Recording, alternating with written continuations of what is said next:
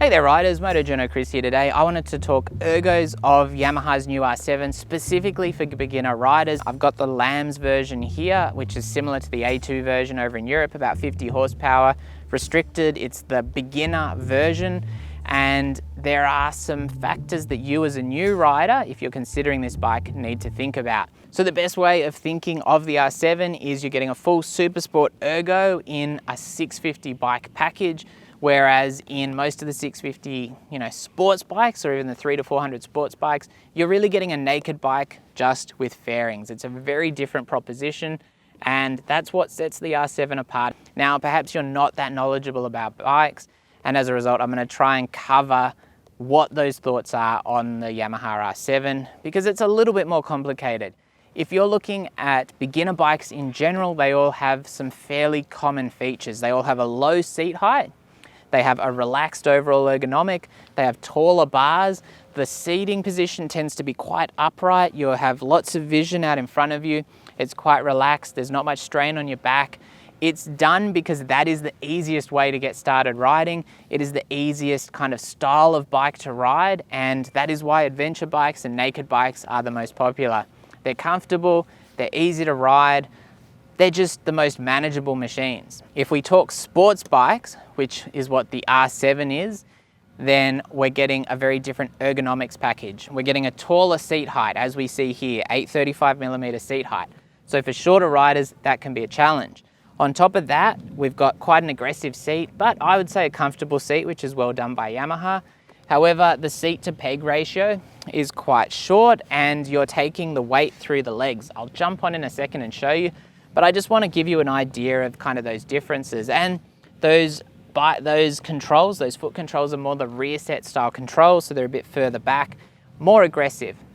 As well as that, you're getting the lower bars. Now, you might be saying to yourself, okay, well, lower bars, that's not too much of an issue.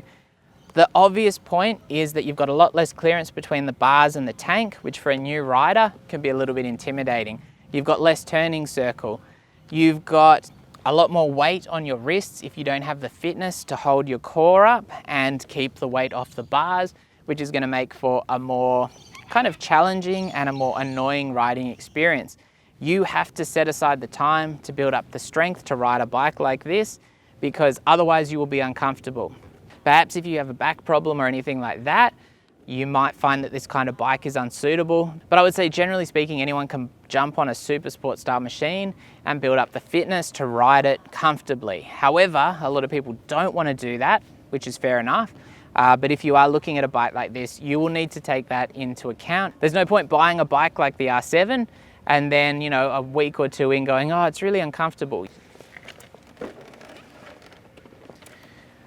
Now, as you can see here, I'm seated quite upright, and generally speaking, on a lot of the beginner options, my arms would be up here.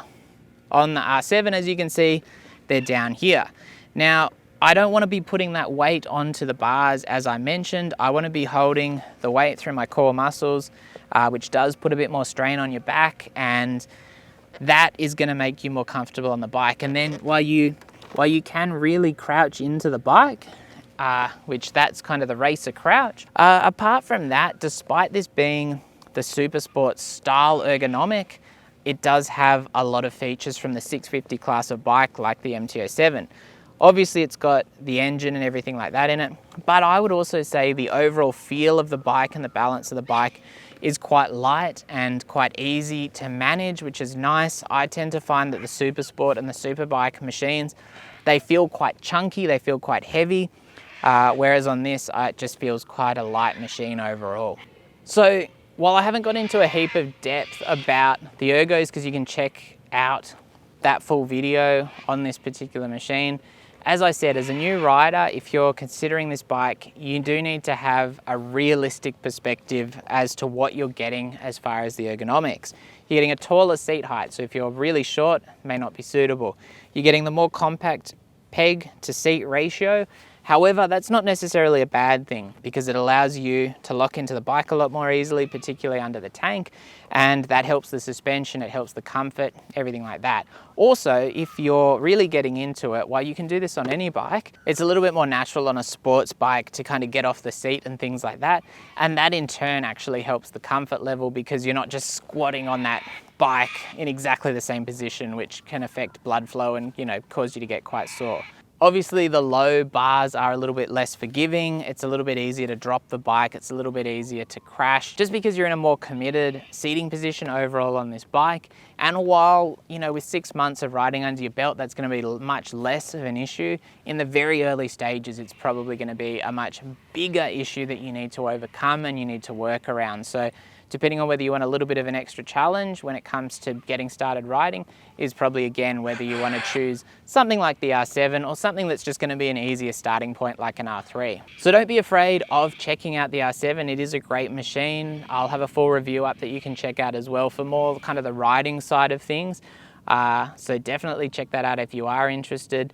But at the end of the day, if you like the proper sports bike, give the R7 a gander. Go and sit on one, try and get a test ride if you can, figure out whether it's the bike for you and then make your decision on what you're going to be getting as your first bike. If you've got any questions, just ask below down in the comments. As always, I'll do my best to answer them. And of course, stay safe out there. Thanks for watching. I'll be back soon.